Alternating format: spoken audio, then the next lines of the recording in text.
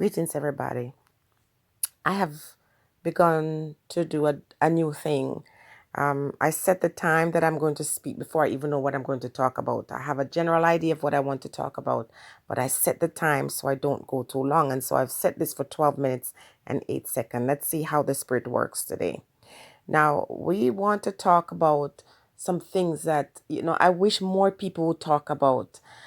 So many of us are so caught up in, what is on the surface that we don't look beneath that. And that's where you get your breakthrough, and so when I look at social media and I see all the fluff, and sometimes it's a little entertaining, but sometimes it's annoying because this is not really the time for all that fluffy stuff. This is the time for us to go deeper.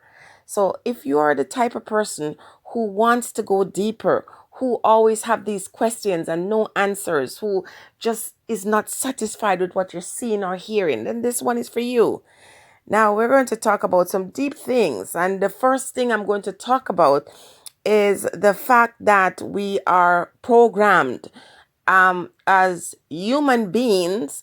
We're not able to tap into the truth of who we are because from the time we were born as infants up to the age of 7, and that is proven, a child at age 7 can give you a clear indication of who they're going to be as an adult if there's not some kind of intervention that takes them out of that programming. So, in order for us to be led into truth, we have to escape the programming, and it's not very easy. I have spent many, many years trying to escape that programming. And even when I try to communicate my views about, let's say, God, I just have to use those terms that you understand, because some of the stuff that I believe, you would not be able to accept it. And I'm not asking you to accept my beliefs, because if you're believing something, that in itself is problematic. So what I'm saying is, in order for you to be led to truth, you have to escape the programming. That's the hardest thing. If you think about the computer, and listen, the computer was created by people who studied the brain of a human being, who studied our behavior. That's why you have computers talking to you now. That's why you have computers doing the jobs that you do now.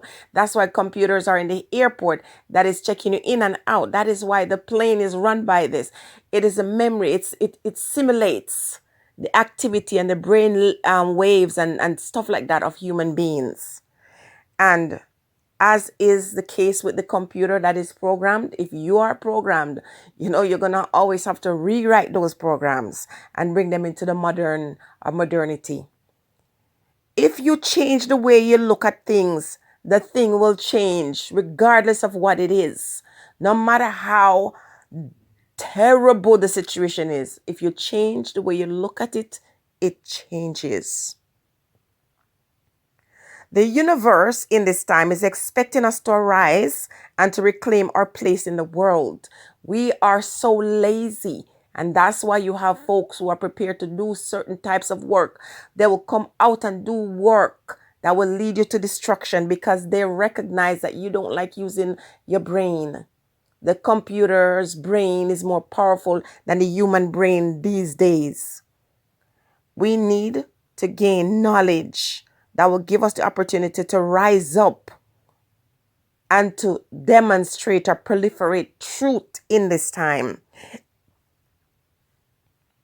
True power is harvested from nature, but it relies on the quickening of an awakened mind. Only then can you draw from the energies that will help you to grow and transcend limitations. And that's where the 5 senses come in. The eyes, we think it's for seeing, but it's not just for that. It's for knowing, not believing. Anything you believe is something that someone tells you. Anything you experience is something that you know. The nose is not just for smelling or even just to say for breathing. It is to open up your lungs, to expand and contract so that you can connect to that greater thing, which is the universe. your hearing, not just to hear, is to create and hold knowledge. So when these waves come to you, when you pick up on these sensations around you, it enters your mind and does a whole lot of things that we will talk about in another video. The mouth, the means of communication, not just to eat, not just to open up and just say anything, because what you open your mouth to say is, and I don't want to use the word magical, it's so powerful. Your words are life. So, in the scriptures it says, and God said, let there be light. That's what we do, because we are gods and goddesses. And remember, if you're going to get up into your feelings now about the way I'm choosing to use the word God, please understand that God is a title. And we're not going to talk about that right now. So we're going to use our five senses. It's through our senses that we understand the universe and can therefore connect in esoteric ways. We gain profound understandings when we accept that everything is connected. So we look at quantum physics. It describes the smallest things in our universe. That is the atoms, the molecules, the atomic particles, as these physical properties of nature. So how do you awaken your consciousness? It is with these five modes of communication, the five senses. And since you and everything around you is made from quantum physics, should you not find out how to become one with nature? Figure out how to create a certain reality.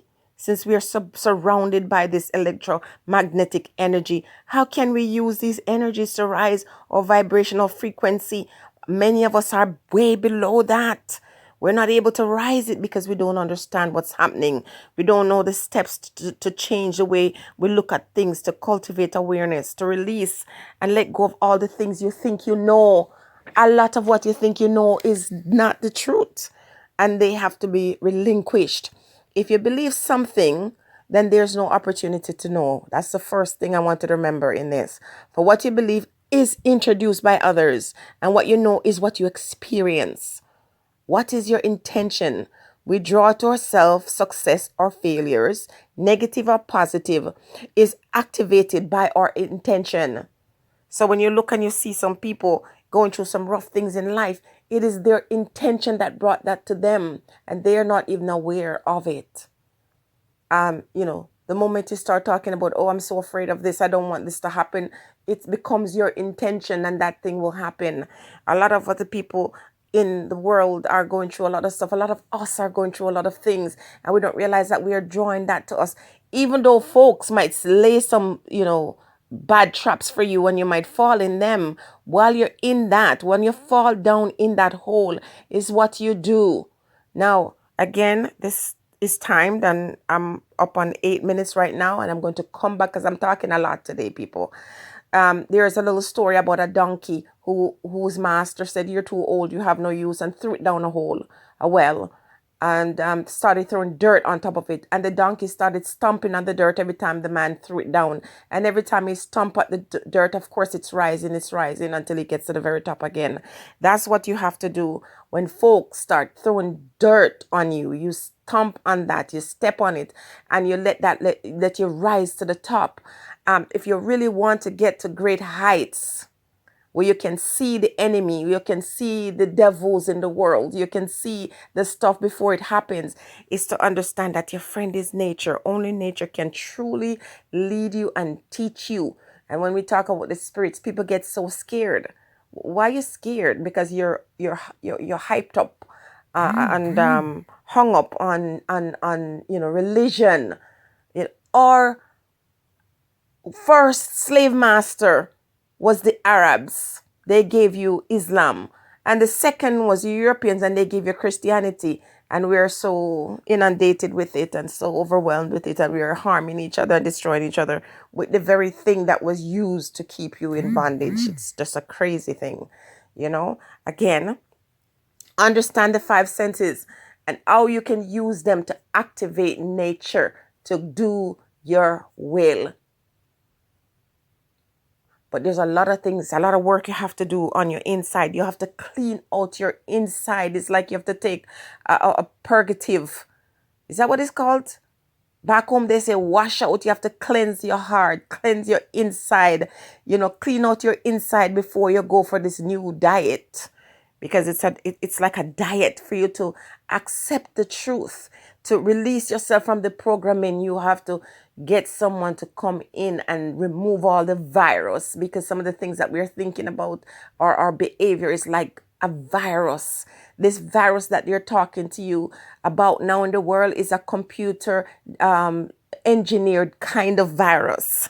And it's hard to get rid of it, because when it gets into your system, you cannot remove it unless you have that special knowledge of how to do it. We're going to come back and we're going to talk some more today. So expect to, see a few videos drop today, because I'm in the zone. I hope you're having a beautiful day. I hope you're listening to my words. Pick what you wish from it, whatever is useful, and release the rest. If I'm saying things that you don't agree with, that's okay. Understand, we all have different ideas, understanding, experiences. These are my experiences and I share them with love. But you don't have to believe it. But if it resonates with you, stick and stay and look out for my videos today, because I'm going to be sharing more. I'm almost there, and I don't want to go over my 12 minutes. And so I'm going to wish you the best today and say that love is the answer. Love is the answer. Love is the answer. Love is the answer. It is a tool. It's a weapon. It's a shield.